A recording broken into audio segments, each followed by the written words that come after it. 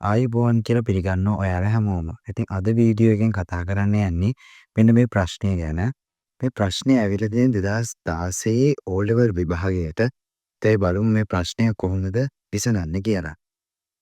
ප්‍රශ්නේ කියලා තියෙන්නේ cos අංශක x සමානයි 0.8 ලෙස දී ඇති විට රූපයේ දැක්වෙන තොරතුරු ඇසුරෙන් PQ හි දිග සොයන්න. PQ පාදයේ දිග සොයන්න කියලා තමයි කියන්නේ. අනේ අපිට දීලා තියෙනවා cos අනුශික x සමානයි 0.8යි කියලා. ඒකෙන් මෙතන කෝණයෙන් ඇවිල්ලා 0.8යි කියලා.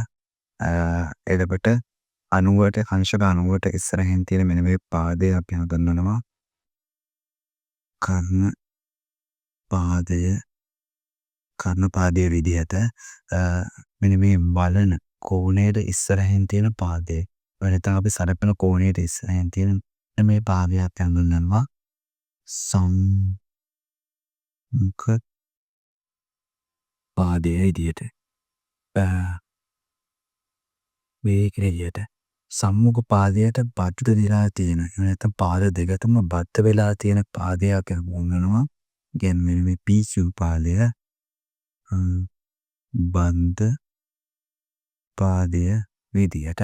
කෝණමිතික අනුපාත වලින් මම මේ ගාන විසඳන්න භාවිතා කරන්නේ මේ cos අංශක x ගේ දීලා තියෙන හින්දා මම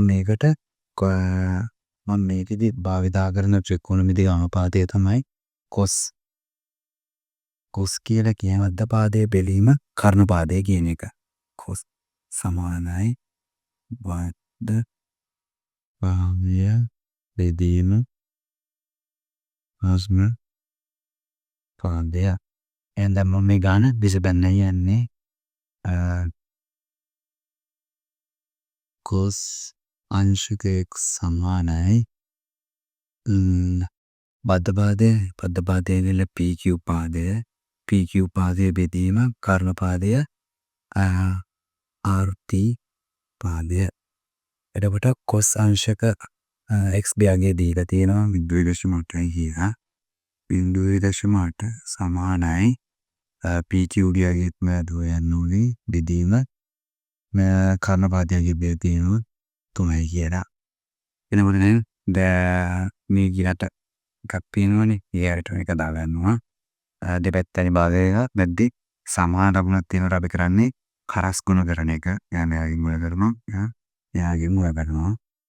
එතකොට මට PQ උත්තරේ එනවා. PQ සමානයි 0.8 මෙහෙම වැඩි වුණාම 2.4ක් කියලා මට එනවා. මාධ්‍යම උත්තරේ දානවා 2.4යි සෙන්ටිමීටර් කියලා.